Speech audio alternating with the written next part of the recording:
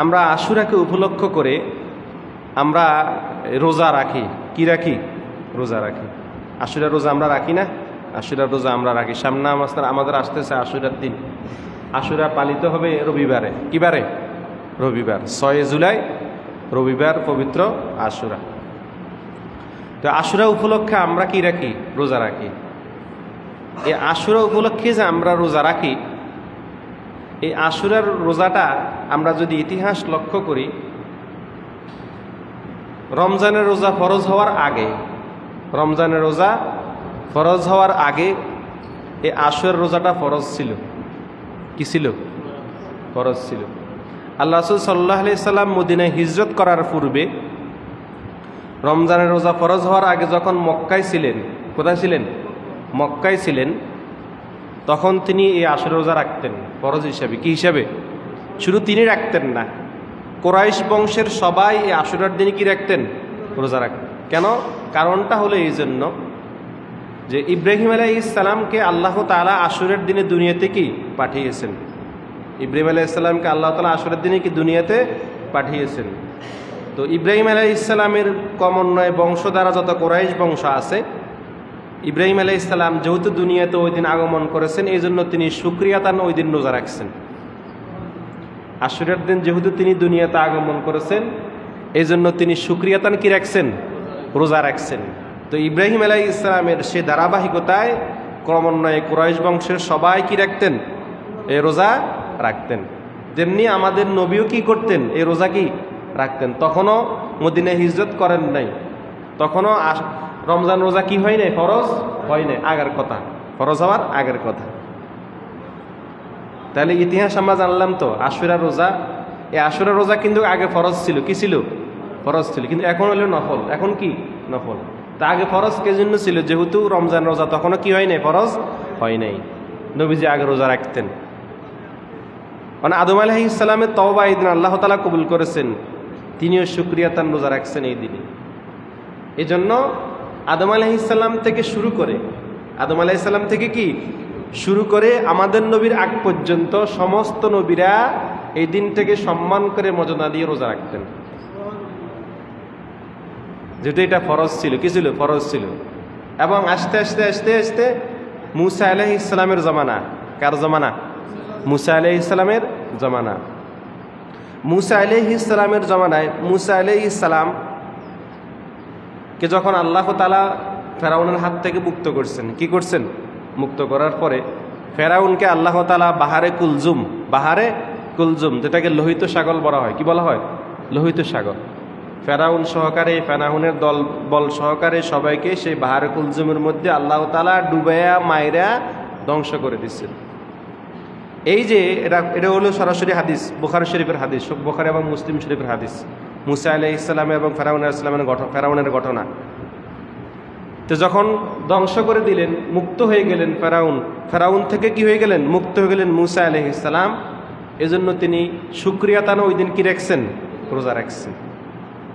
তো তার ধারাবাহিকতায় তার গোত্রের সমস্ত উম্মতেরা, ইহুদি জাতিরা, তারা কি রাখতেছেন? রোজা রাখতেছেন। আগে তো আমরা জানলাম নবীজি মক্কায় থাকতে কি রাখতেন? এ রোজা রাখতেন। তখনও তো মদিনায় হিজরত কি করেন নাই, মক্কা থাকতে তিনি রোজা রাখতেন। এরপরে যখন তিনি মদিনায় হিজরত করে আসলেন, কোথায়? মদিনায় যখন তিনি হিজরত করে আসলেন, আসার পরে দেখলেন ইহুদিরা এই দিন রোজা রাখতেছে, আশুরার দিন কি রাখতেছে? রোজা রাখতেছে। তখন এবার রাসূল সাল্লাল্লাহু আলাইহি সাল্লাম জিজ্ঞাসা করলেন যে তোমরা এই দিনে কেন রোজা রাখো? এই রোজা তো এই দিনে আমরা রাখছি, জানো না? মক্কায় রাখি এসছি, এখন আমরা রাখবো, কিন্তু তোমরা কেন এই দিন রোজা রাখো? তোমরা কেন এই দিনে কি রাখো? রোজা রাখো, কারণটা কি? তখন এবার ইহুদিরা বললেন এই দিনে আমাদের নবী মুসা আলাইহিস সালাম এবং তার কাউম 12টা দল, কয়টা দল? 12টা দল সহকারে ফেরাউনের হাত থেকে আল্লাহ তাআলা যে মুক্ত করেছেন, এই জন্য তিনি শুকরিয়াতান এই দিনে রোজা রেখেছেন। তো সেই ধারাবাহিকতায় আমরাও আমাদের নবীর সে ধারাবাহিকতায় আমরা কি রাখি? রোজা রাখি। তখন এবার রাসূল সাল্লাল্লাহু আলাইহি সাল্লাম বললেন যে তোমরা যে রোজা রাখতেছ, তোমাদের চেয়েও তো মুসা নবীর প্রতি আমার হক বেশি। নবীজি কি বললেন? তোমাদের চেয়েও মুসা নবীর প্রতি কি আমার হক বেশি, কেননা তিনিও নবী, আমিও নবী। তিনিও নবী, আমিও নবী। দেখছেন মুসা আলাইহিস সালামের সাথে আমাদের নবীজির সাথে কি সম্পর্ক? মুসা আলাইহিস সালামের প্রথম অক্ষর হলো মিম। কি প্রথম অক্ষর? মিম। আমাদের নবীর নামের প্রথম অক্ষর। দেখছেন কি সম্পর্ক আল্লাহ তাআলা রাখছেন। কেননা মুসা আলাইহিস সালাম হলেন বনি ইসরাইল জাতিদের 70,000 নবীর সর্দার। কত হাজার? 70,000 নবীর সর্দার হলেন মুসা আলাইহিস সালাম। 70,000 নবীর সর্দার, 70,000 নবীর সর্দারকে মুসা আলাইহিস সালাম। তো ওনার মর্যাদা কি কম হবে না বেশি হইব? কি 70,000 নবীর কি সর্দার, তাই ওনার মর্যাদা বেশি হবে না? বেশি। আর 1,24,000 নবী রাসূলদের সকলের সর্দারকে আমাদের নবী মুহাম্মদুর রাসূলুল্লাহ সাল্লাল্লাহু আলাইহি ওয়াসাল্লাম, সাইয়্যিদুল মুরসালিন, সাইয়্যিদুল মুরসালিন, ইমামুল মুরসালিন। দেখছেন তো রাসূল সাল্লাল্লাহু আলাইহি ওয়াসাল্লাম বলতেছেন যে তোমাদের চেয়েও মুসার উপর হক কার বেশি? আমার বেশি, আমার বেশি। তাই এবার তিনি বললেন ঠিক আছে, যেহেতু তোমরা রোজা রাখতেছ, এবার আমরাও কি রাখি? রোজা রাখি।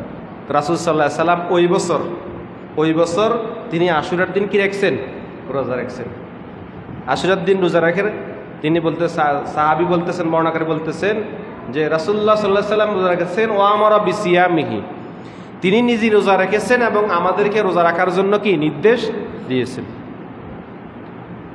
তখন একজন ব্যক্তি বললেন, ইয়া রাসূলুল্লাহ, যে আমরা যে আশুরার দিন রোজা রাখবো ভালো কথা, কিন্তু আপনি তো বলছেন ইহুদিদের সাথে বিধর্মীদের সাথে সামঞ্জস্য রাখা কি যাবে না, তো তারা তো এই দিন রোজা রাখছে, এখন আমরা যদি তাদের সাথে এই দিন রোজা রাখি তাহলে তো আমরা তাদের সাথে কি হয়ে গেল? সামঞ্জস্য হয়ে গেল।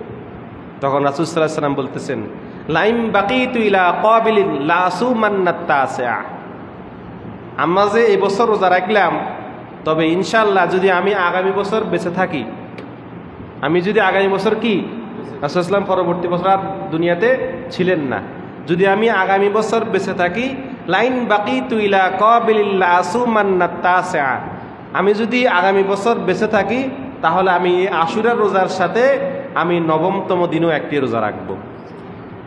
নবমতম দিনে আমি একটা কি রাখবো? রোজা রাখবো। তো দুটা রোজা রাখলে তাদের সাথে কি হয়ে গেল? বিপরীত হয়ে যাবে। বুঝছেন কথা? দুটা রোজা রাখলে তাদের সাথে কি হয়ে যাবে? বিপরীত হয়ে যাবে। কিন্তু পরবর্তী বছর রাসূল সাল্লাল্লাহু আলাইহি ওয়াসাল্লাম আর দুনিয়াতে ছিলেন না, ওনার ওফাত হয়ে গেছে। কিন্তু উনি যে ওই যে কথা মুখ থেকে বাইর করছেন, এটা হাদিস। এটা কি হাদিস? পরবর্তী বছর থেকে সমস্ত সাহাবীরা ওই 10 তারিখের সাথে নবম তারিখ সাথে রোজা রাখা শুরু করে দিয়েছেন। রাসূলের হাদিসের উপর তারা কি করে দিয়েছেন? আমল করে দিয়েছেন। তাই হলো এই জন্য আশুরার রোজা 2টা রাখা সুন্নত। কয়টা রাখা সুন্নত? আমরা কয়টা রাখি? 2টা রাখবেন। আশুরার রোজা 2টা রাখা কি সুন্নত, একটা রাখা জায়েজ আছে, একটা রাখা কি জায়েজ আছে, যেহেতু নবীজি একটা ওই আশুরার দিনে কি রোজা রাখছেন। কিন্তু আবার যে নবীজি বলে দিয়েছেন যে আমি যদি আগামী বছর বেঁচে থাকি তাহলে আমি এটার সাথে আরেকটা রোজা কি করব? যুক্ত করব, নবমতম তারিখে কি করব? যুক্ত করব। ওই নবীজির কথা অনুযায়ী সমস্ত সাহাবীরা ওই নবমতম তারিখ সহ কয়দিন রোজা রাখছেন? 2 দিন রোজা রাখছেন। এই জন্য 10 তারিখ রাখলে নবীজিরটাও হয়ে যাবে, নবম তারিখ রাখলেও নবীজির কথা অনুযায়ী কি হয়ে যাবে? আমল হয়ে যাবে। তো এই জন্য রোজা রাখতে হবে কয়টা? 2টা। আশুরা রোজা আমাদেরকে কয়টা রাখতে হবে? 2টা রাখতে হবে। আপনি যদি 2টা না রাখতে পারেন অন্তত 10 তারিখেরটাও রাখেন, কেননা রাসূল তো 10 তারিখেরটা কি রাখছেন। এটা জায়েজ হবে কিন্তু উত্তম হবে না। একটা হলো জায়েজ আর একটা হলো উত্তম। একটা কি জায়েজ আর একটা কি উত্তম, পার্থক্য আছে। তো এই জন্য চেষ্টা করবেন আশুরা রোজা কয়টা রাখার জন্য? 2টা রাখার জন্য। কেননা এই আশুরা রোজা 2টা রাখাটাই হলো কি সুন্নত। আর এই আশুরা রোজার এত গুরুত্ব রাসূল সাল্লাল্লাহু আলাইহি ওয়াসাল্লাম দিয়েছেন। হযরত ইবনে আব্বাস রাদিয়াল্লাহু তাআলা আনহু বলতেছেন যে হাদিস শরীফে আসছে, বুখারী শরীফের হাদিস, যে রাসূল সাল্লাল্লাহু আলাইহি সাল্লাম থেকে তিনি বলতেছেন, মা রাআইতুন নাবিয়্যা সাল্লাল্লাহু আলাইহি ওয়াসাল্লাম ইয়াতাহাররা সিয়ামা ইয়াউমি ফাদাল্লাহু আলা গায়রিহি ইল্লা হাযাল ইয়াউমা আশুরা ওয়া হাযাস শাহরি ইয়ানি শাহরি রমাদান, শাহর রমাদান।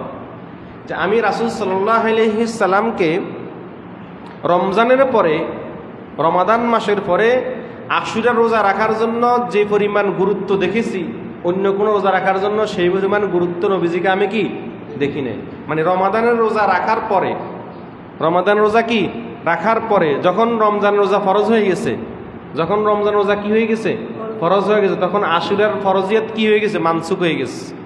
তখন আশুরার ফরজিয়াত কি হয়ে গেছে বাতিল, এটা ইখতিয়ার হয়ে গেছে, ইচ্ছাধীন। তখন আশুরার রোজা কি হয়ে গেছে ইচ্ছাধীন, রাখলে ভালো না রাখলে কোনো গুনাহ নাই, রাখলে ভালো না রাখলে কোনো গুনাহ কি নাই। তো এই জন্য রাসূল সাল্লাল্লাহু আলাইহি ওয়াসাল্লাম যেহেতু আগে থেকে রাখতেন, ওনার সেই মনের স্পৃহাটা ইমানি জজবাটা থাকতো, এই জন্য রমজান যখন শেষ হয়ে যেত তখন তিনি আশুরা রোজার প্রতি সবচাইতে গুরুত্ব দিতেন বেশি। আশুরা রোজার প্রতি সবচাইতে কি দিতেন গুরুত্ব দিতেন বেশি। তা যেহেতু এই রমজান এই রোজাটা আশুরা রোজাটা রমজানের আগে কি ছিল ফরজ ছিল। এবার আসেন এই আশুরার রোজা যদি আমরা রাখি, আশুরার রোজা যদি আমরা রাখি তাহলে আমাদের জন্য কি সওয়াব রয়েছে, কি ফজিলত রয়েছে। আশুরার রোজাটা যদি আমরা রাখি আমাদের জন্য কি ফজিলত রয়েছে। হযরত আবি কাতাদা রাদিয়াল্লাহু তাআলা আনহু বলতেছেন যে রাসূল সাল্লাল্লাহু আলাইহি সাল্লামকে জিজ্ঞাসা করা হলো, সুইলা আন সিয়াম ইয়াউম আশুরা, যে রাসূলুল্লাহ আমরা যে আশুরা রোজাটা রাখবো, আমরা যে আশুরা রোজাটা রাখবো এর ফজিলতটা কি, এর ফজিলতটা কি। একজন সাহাবী নবীজিকে প্রশ্ন করলেন যে এর ফজিলতটা আসলে কি। তখন এবার রাসূল সাল্লাল্লাহু আলাইহি সাল্লাম বলতেছেন যে সিয়াম ইয়াউমি আশুরা আহতাসিবু আলাল্লাহি আন ইউকাফিরাস সানাতাল্লাতী ক্বাবলাহ, সহিহ মুসলিম শরীফের হাদিস। যে এই সিয়াম ইয়াউমি আশুরা, কেউ যদি এই আশুরার দিনে রোজা রাখে, কি রাখে আশুরার দিনে রোজা রাখে, সিয়াম ইয়াউমি আশুরা, কেউ যদি এই আশুরার দিনে কি রাখে রোজা রাখে, আহতাসিবু আলাল্লাহি আন ইউকাফিরাস সানাতাল্লাতী ক্বাবলাহ, তার বিগত এক বছরের গুনাহ আল্লাহ তাআলা মাফ করে দিবেন। আশুরার দিনে যদি কেউ রোজা রাখে, এই তার বিগত কি এক বছরের গুনাহ আল্লাহ তাআলা কি করে দিবেন মাফ করে দিবেন। বুঝছেন তো?